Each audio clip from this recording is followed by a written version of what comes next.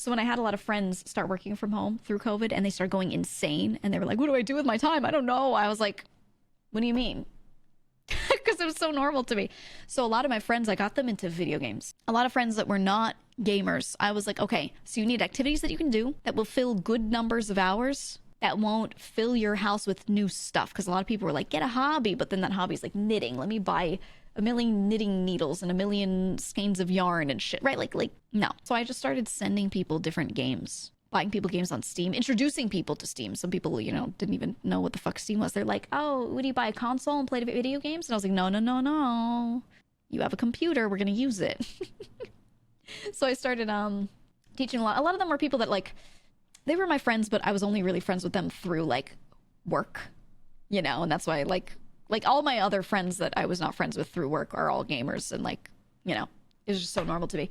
But I had, you know, plenty of normies and I had to show what the fuck video games were, and I got so many of them into stuff, and they started like showing their own friends and family like, oh, you can go on Steam and you can buy games, and if you're afraid of violent games you could do farming games, and there are simulators, and you know, and they just started like really popping off with it. I'm glad, man.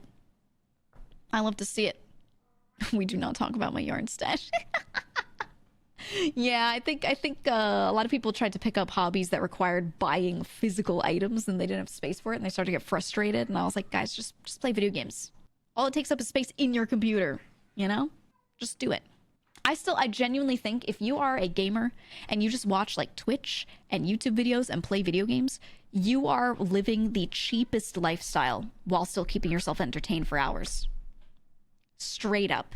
The amount of time you get out of a game per dollar that you spent on that game is huge. You can just fucking watch Twitch for free. A $5 sub to someone, great, fine. That's actually not that bad compared to going to a movie, watching something for 2 hours, plus snacks and drinks, and spending like $15 minimum on that shit. Are you kidding me? You know?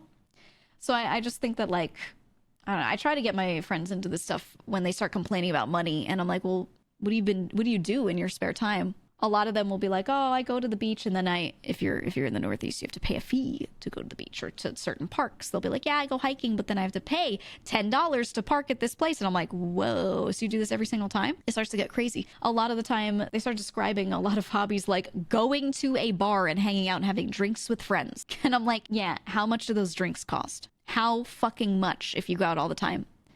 Are you spending on this shit? Alcohol is expensive. Even if it's not alcohol, it's still a lot, you know? And I just look at this and I'm like, you people just need to play video games. Watch Twitch streams, watch YouTube videos, play video games.